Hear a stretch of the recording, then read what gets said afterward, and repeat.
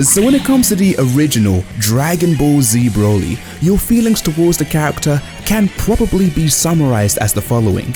You have nostalgic memories of him just beating the ever-living out of the Z Fighters while oddly fitting licensed rock music played. You find his character design to be surprisingly stylish but still badass, with his legendary Super Saiyan transformation being so over the top that it actually lives up to its name as one of the most iconic transformations of the franchise.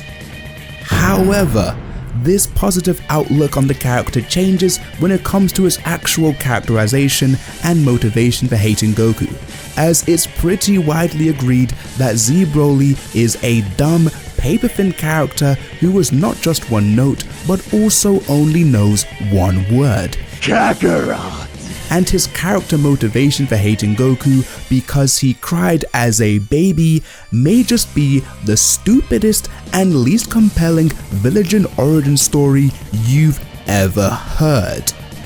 But what if I could tell you something about Broly that would turn this all on its head? What if I could give you a new perspective on him?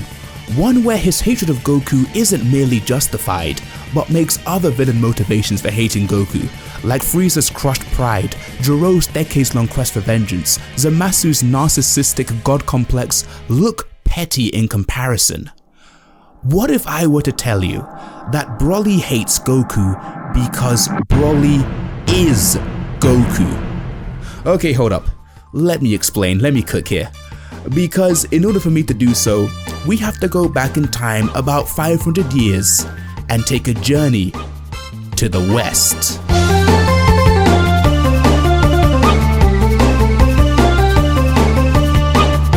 So as you may already know, Goku, the main character of Dragon Ball, is not the Son Goku.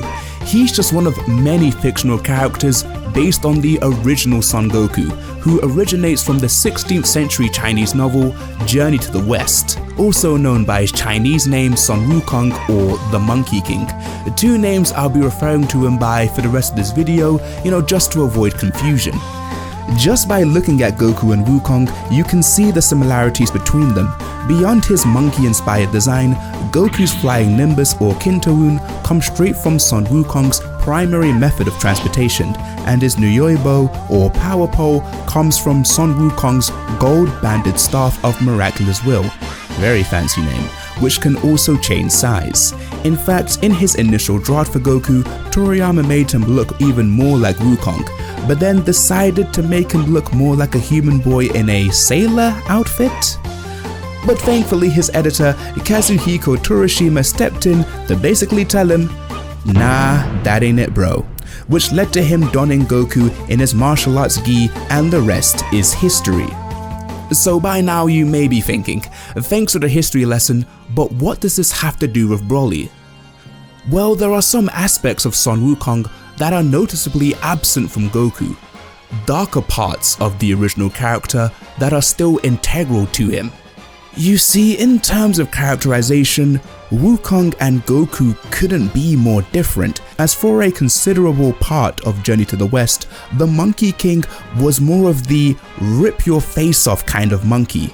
He was an arrogant, bloodthirsty, battle-hungry, prideful, boastful demon whose penchant for violence had to be reined in by force.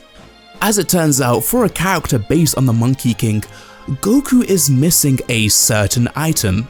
An item that is as synonymous to Wukong as his magical cloud and staff that he wields. An item that is present in almost every other character based on the Monkey King. An item that Toriyama even included in his very first draft of Goku.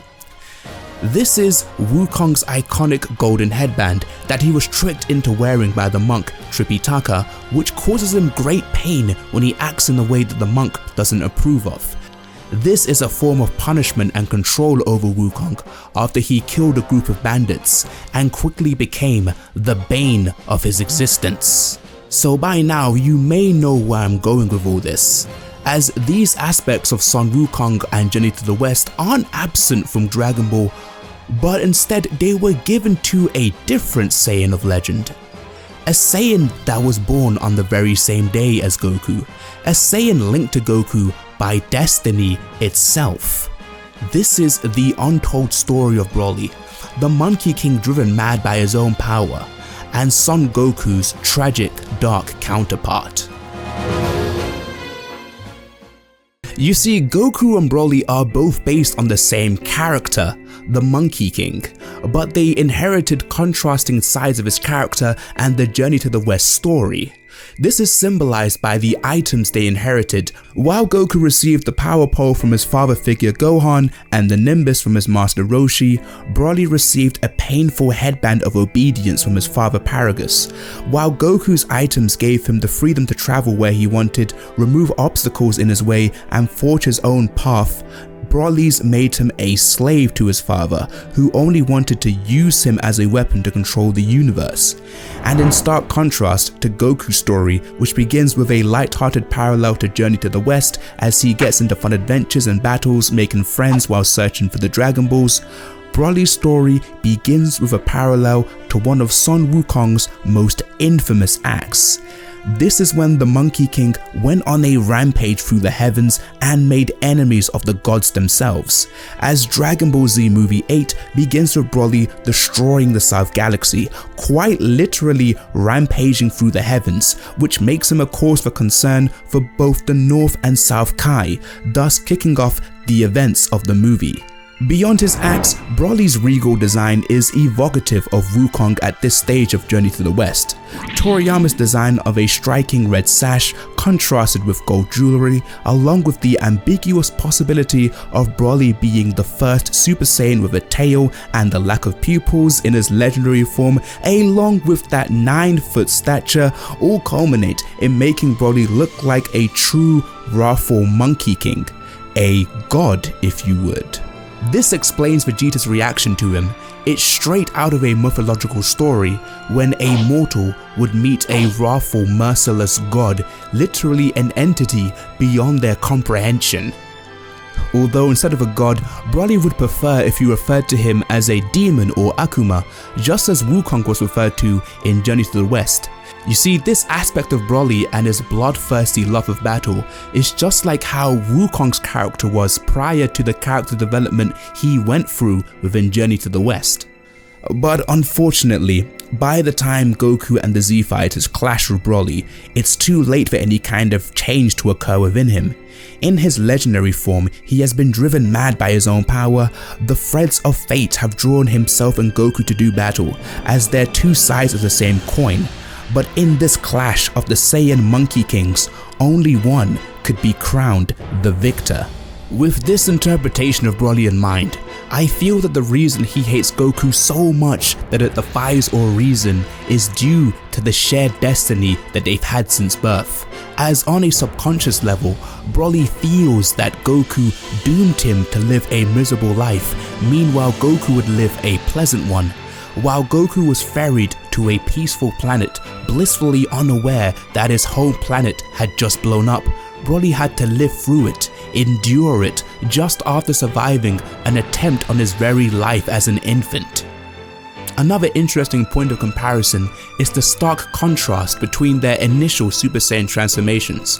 While Goku's was awoken through righteous fury, Broly's was awoken due to grief and sadness due to the shock of meeting Goku once again. The fates of the two Saiyans were sealed as early as when Goku, with his inferior power level, could still make Broly cry, because Broly was always destined to lose to Goku.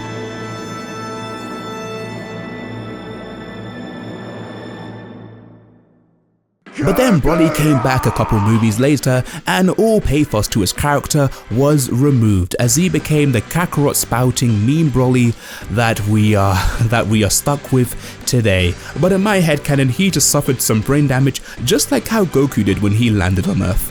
And then Broly came back again, but in the form of green diarrhea. But the less said about Bio Broly, the better. So with that out of the way, let's talk about Super Broly, as while his destined rivalry with Goku is absent, he still does carry elements of Son Wukong.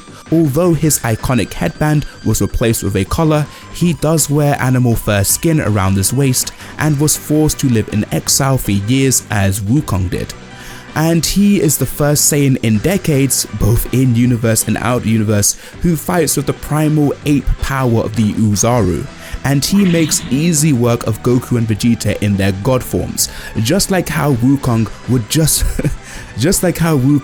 would beat the crap out of a number of gods in Journey to the West. So canon or non-canon, I hope you gained a greater appreciation for Broly, the legendary Super Saiyan. But speaking of Dragon Ball Super Broly, have you ever wondered why Super Saiyan Blue Evolved and Super Saiyan Blue Kaioken did not make an appearance in Dragon Ball Super Broly at all? Well, to find out more about Dragon Ball Super's confusing continuities and contradicting transformations, click this video over here. But anyway guys, thank you so much for watching, and thank you to all the new subscribers. Like, I've noticed the growth in the channel recently has been insane. I want to keep it up, I want to do more uploads. But anyway guys, thank you so much for watching. Like and subscribe if you enjoyed, and stay locked into the cage. Peace out.